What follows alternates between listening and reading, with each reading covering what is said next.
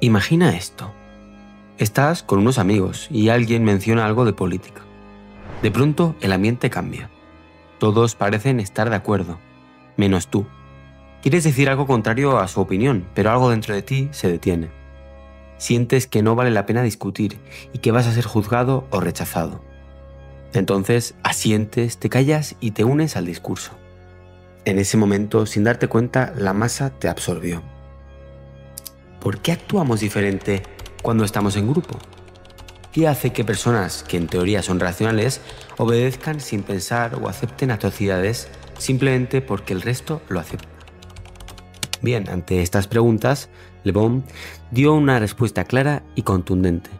La psicosis masiva es un fenómeno que es tan antiguo como la propia humanidad y que nos acompaña en revoluciones, genocidios y guerras, y que, aunque quizá a día de hoy no se vea, sigue actuando en silencio.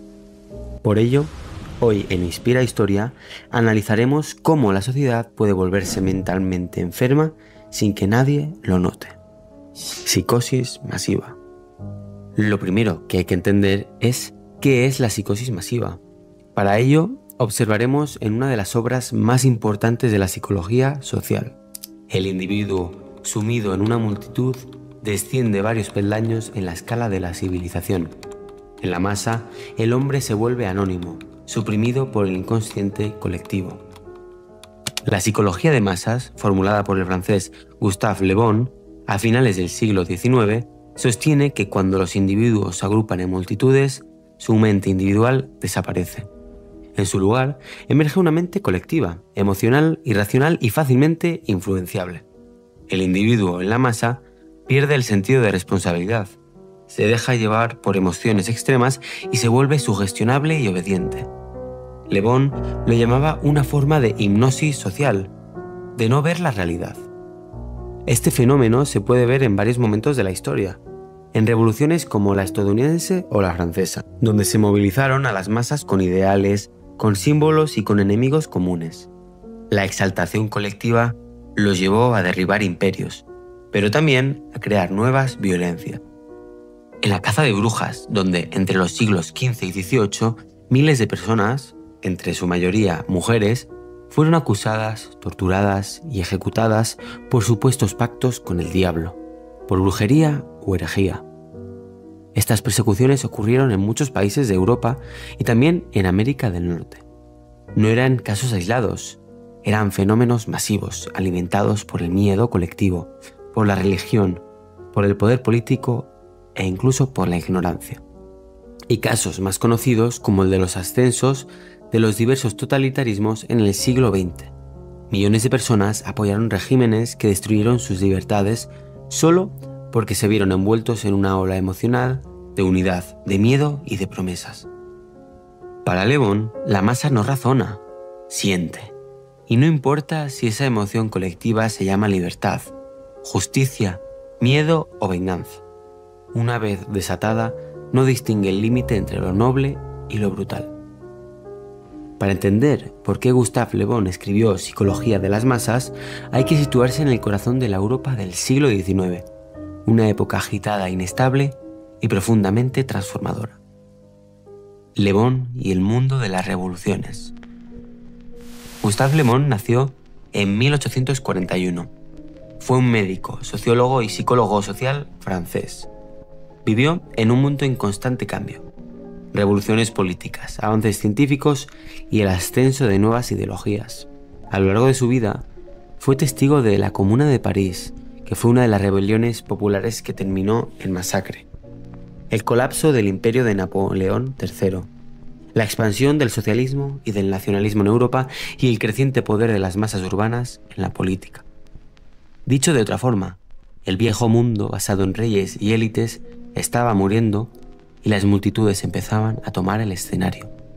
Y se dio cuenta de lo siguiente: no eran las ideas racionales las que movían a las masas, sino los impulsos emocionales, los mitos, los símbolos y los eslóganes simples.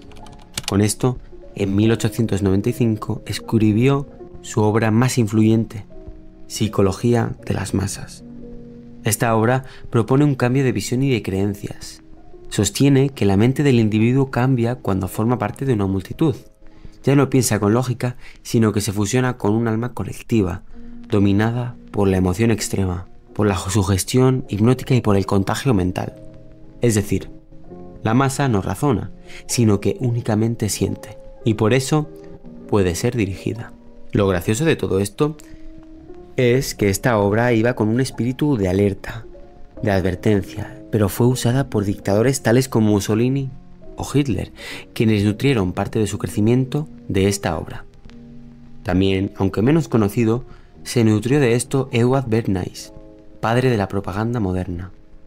Estos, en vez de usar la obra como Le Bon tenía pensado, como un manual de advertencia, la usaron como un manual para manipular a las masas.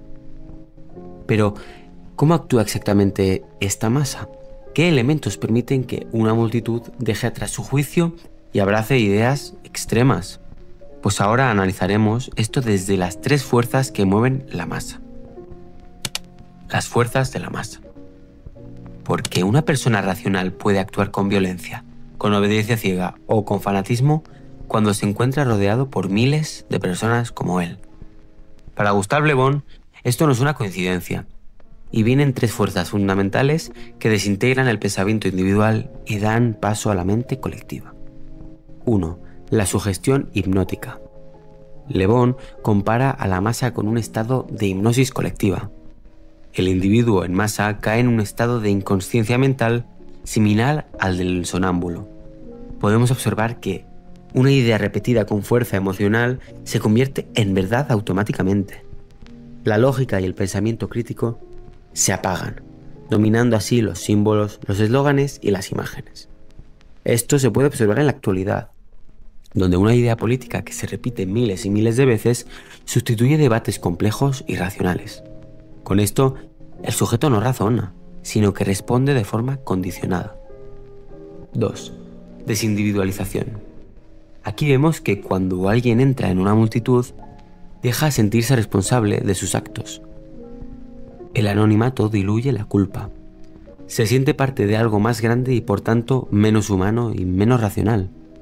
Esto lo podemos ver hoy en día en críticas en masa en las redes sociales o en acoso digital mediante el cancelamiento.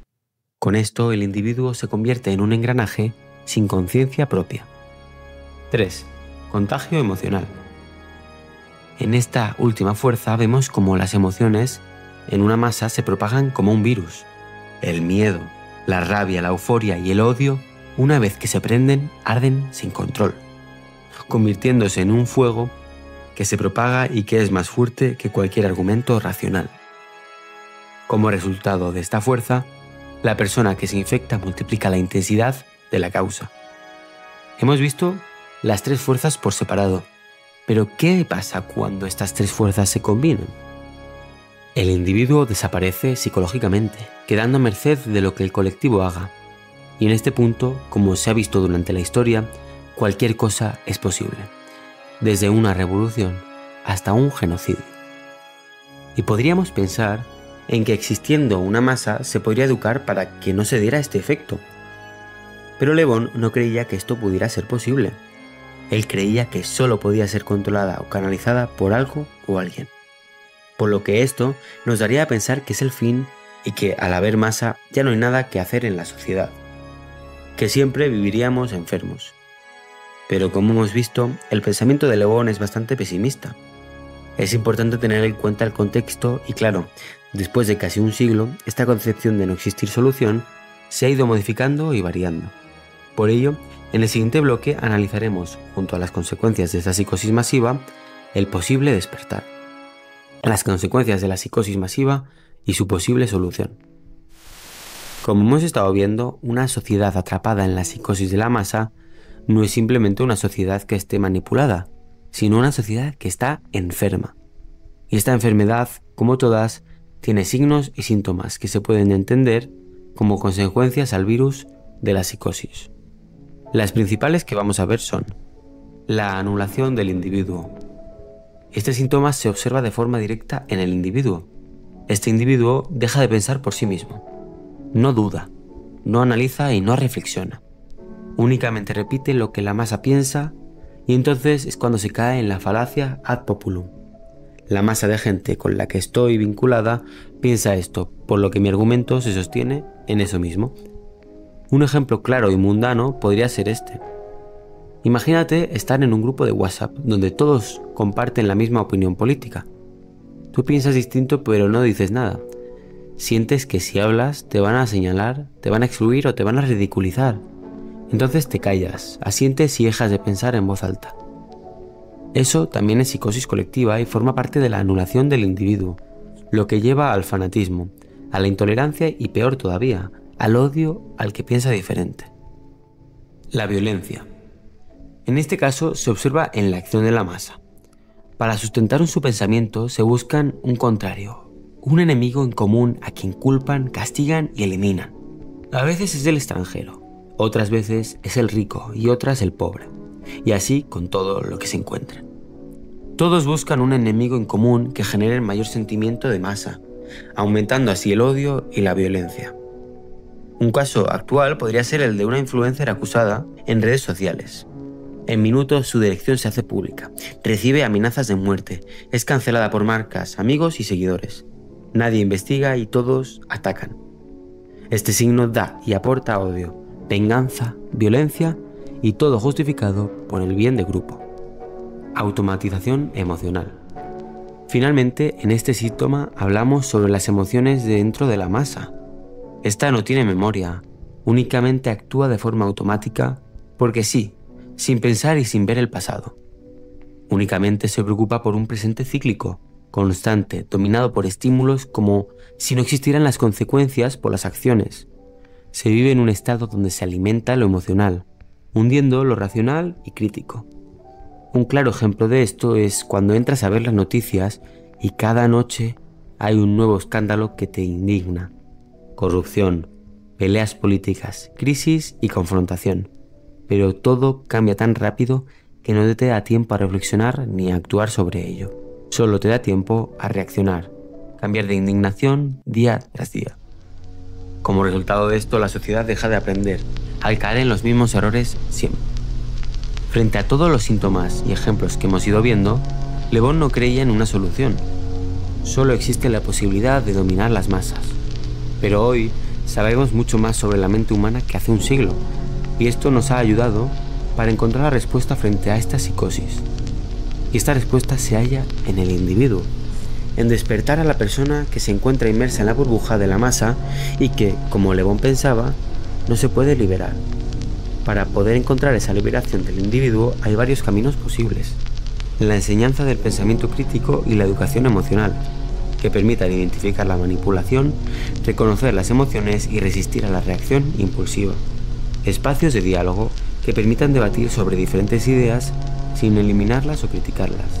Conexiones reales y no solo digitales. Si la gente vive aislada físicamente, es más probable que haya manipulación. Por último, recuperar la responsabilidad individual. La masa no es el problema, la masa realmente no puede asumir responsabilidad. La masa no se puede juzgar, sino que se juzga a los individuos por separados. Una cita que resume bien la diferencia de masas e individuos: la masa es fuerte pero ciega. En cambio, el individuo, a pesar de ser más débil, es capaz de ver la realidad.